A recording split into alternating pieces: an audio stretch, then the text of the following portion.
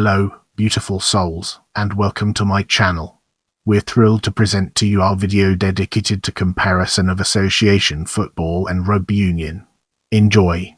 Comparison of association football success and rugby union rugby football rugby is possible because of the game's similarities and shared origins.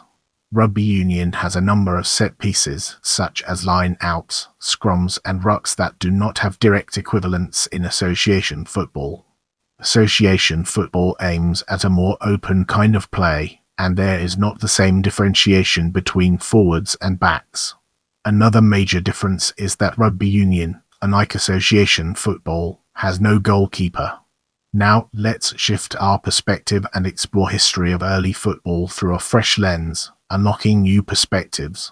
The earliest forms of football comprise the common ancestry of both association football and of rugby union. Two of the earliest recorded football-type games from Europe include episcuros from ancient Greece and the Roman version harpastum, which, similar to pre-codified mob football, involved more handling the ball than kicking it. Other competitive games revolving around the kicking of a ball have been played in a few countries throughout history, such as Cuju in China. The rules of association football were codified in England by the Football Association in 1863, and the name association football was coined to distinguish the game from the other forms of football played at the time, specifically rugby football. The term soccer originated in England, first appearing in the ERS as an Oxford abbreviation of the word association. Within the English-speaking world, association football is now usually called football in the United Kingdom, and mainly soccer in Canada and the United States. Other countries, such as Australia and New Zealand, may use either or both terms. Most of the interplay between the two codes occurred in the 19th century, where the associationists preferred a kicking game, and the rugbyans preferred a handling-carrying game. The term soccer was formed by analogy to rugby, a nickname for rugby football. One of the early differences between the two codes, beyond playing style, was that of amateurism and professionalism. While rugby union football remained resolutely amateur until the ERS, resulting in the split with rugby league, association football became professional very early on.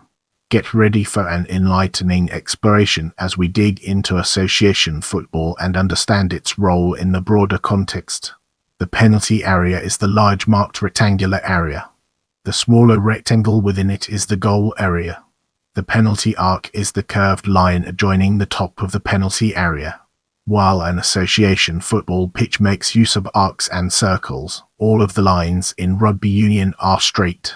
Examples of such features include the center circle is marked at 9.15 meters from the center spot. Similar to the penalty arc, this indicates the minimum distance that opposing players must keep at kickoff. The ball itself is placed on the center spot. During penalty shootouts, all players other than the two goalkeepers and the current kicker are required to remain within this circle. The arcs in the corners denote the area within 1 yard of the corner in which the ball has to be placed for corner kicks. Opposition players have to be 9.15 meters away during a corner, and there may be optional lines off pitch 10 yards away from the corner on the goal and touch lines to help gauge these distances. Get ready for a thought-provoking discussion as we delve into rugby union and its impact on our understanding. The field of play on a rugby pitch is as near as possible to a maximum of 144 meters long by 70 meters wide.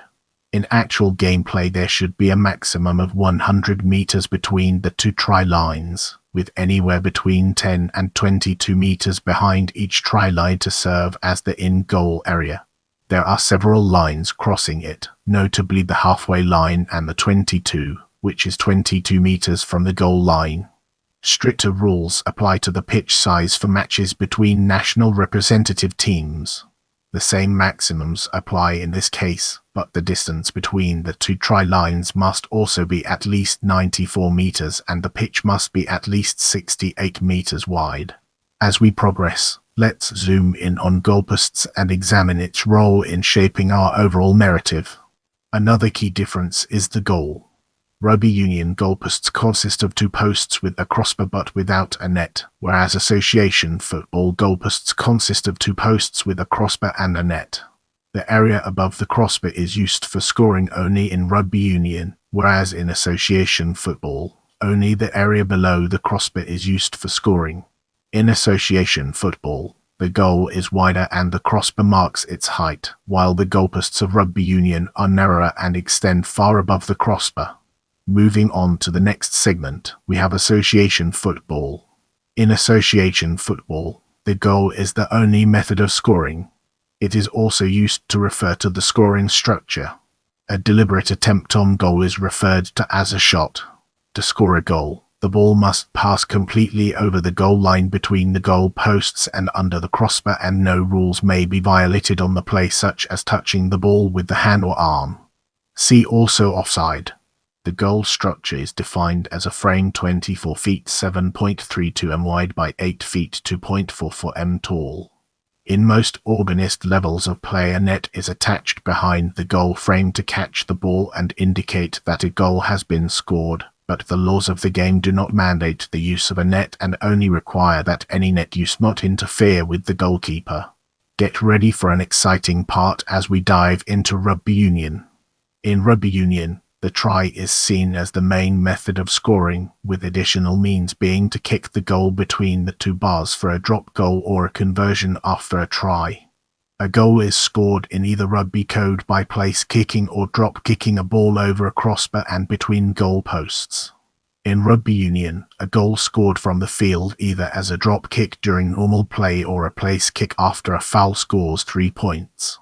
In rugby league, a goal scored from the field as a drop kick scores 1 point, and a goal from a place kick after a foul scores 2 points. In both codes, a goal scored by place kick after a try conversion scores 2 points.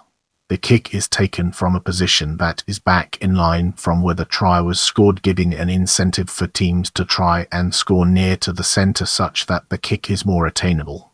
Rugby league goal posts are generally H-shaped, 5.5 meters in width, with the crossbar 3 meters from the ground.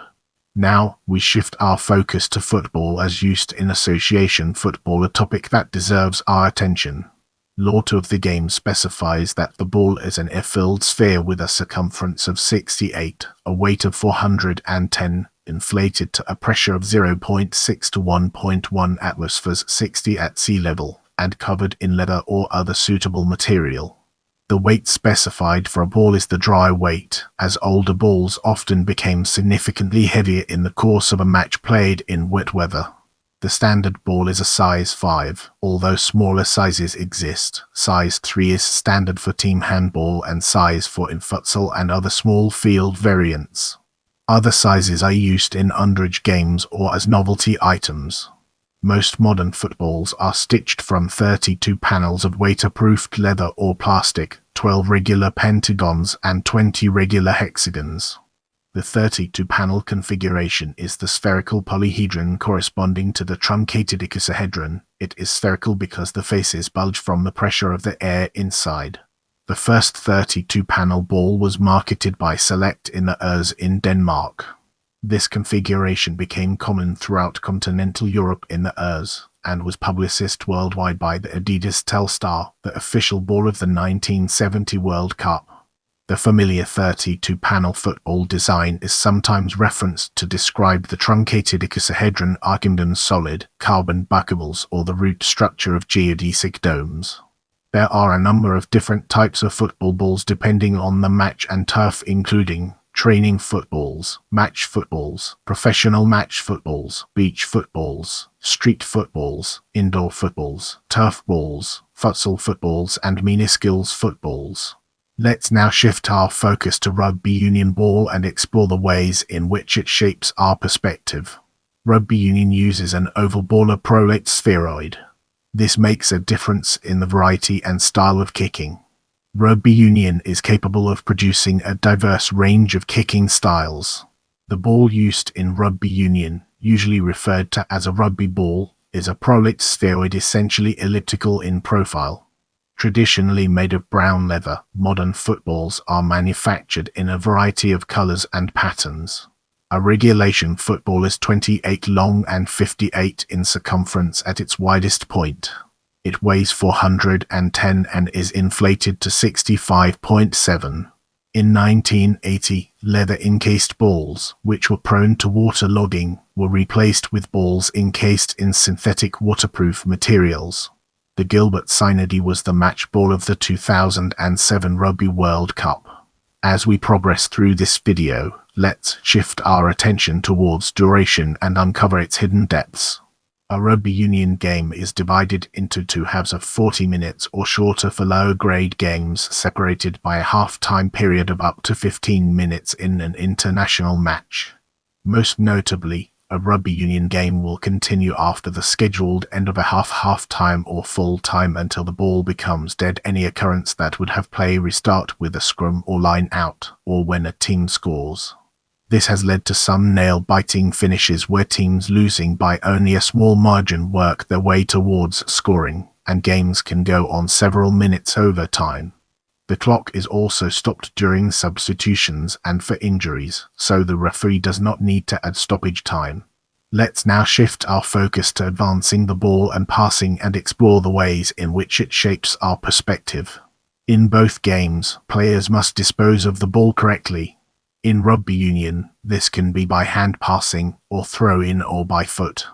In association football, this can only usually be done by foot, although the goalkeeper can handle the ball. The term passing is used in association football to refer to a ball kicked to another player on the same team, whereas in rugby union it refers to when the ball is passed by hand to another player on the same team. Both association football and rugby union have an offside rule. In rugby union, it is illegal to throw past the ball in a forward direction. A player in a position to receive such a pass would in most cases be offside anyway.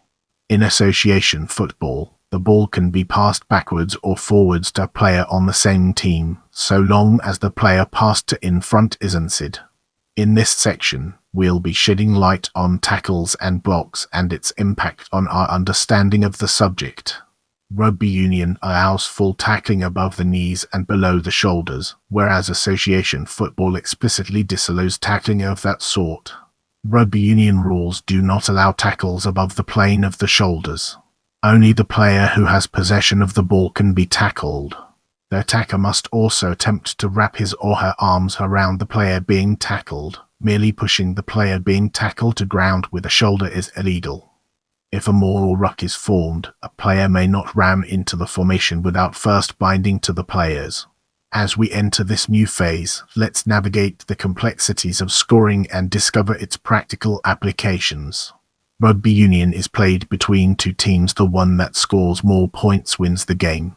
Points can be scored in several ways. A try, scored by grounding the ball in the in-goal area between the goal line and the dead ball line, is worth 5 points, and a subsequent conversion kick scores 2 points. A successful penalty kick or a drop goal each score 3 points. The values of each of these scoring methods have been changed over the years. Moving forward, we'll be taking a closer look at players. There is no goalkeeper in rugby union. Instead, there is a fullback, although the fullback in rugby union is not required to guard a goal in the same way that a goalkeeper does. A rugby union fullback generally fields the long-range kicks and makes long-range attacks. Rugby union allows a maximum of 15 players per side on the field at any one time. In the instance of association football, a maximum of 11 players per side is allowed on the field at any one time. These numbers may be reduced through players being sent off or injuries without replacements. The latter only tends to occur in the lower levels of each sport. Now, let's delve into the intricacies of international competition and explore its various aspects. Both international association football and international rugby union share at least one thing in common. The original international games of each code were between Scotland and England in the early years. Rugby union has been an international game since 1871, when beat at Raven Place in Edinburgh. Entered international competition in 1875 and have played matches continuously ever since. The Rugby World Cup (RWC) itself is of much more recent origin, dating back to 1987, when invitations were sent out to various national sides. Entry has been through qualifying rounds ever since. The first official international football match took place in 1872 between Scotland and England in Glasgow, again at the instigation of Celsius W. O'Cock. The FIFA World Cup, often simply the World Cup, is an international association football competition contested by the senior men's national teams of the members of Fédération Internationale de Football Association (FIFA), the sport's global governing body. The championship has been awarded every 4 years since the inaugural tournament in 1930, except in 1942 and 1946 when it was not held because of the Second World War. With our foundation established, it's time to explore variants and casual play and its relevance to our overarching theme. Variants of association football have been codified for reduced-sized teams, i.e. five-a-side football, for play in non-field environments, i.e. beach soccer, indoor soccer, and futsal, and for teams with disabilities, i.e. Paralympic Association football.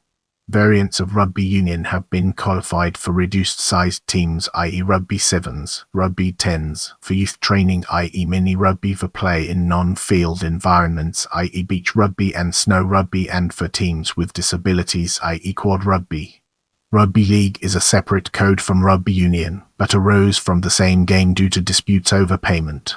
Both rugby league and rugby union still share many elements in common, and may be confused by a casual spectator. Leave a comment below and let me know what you thought of this video.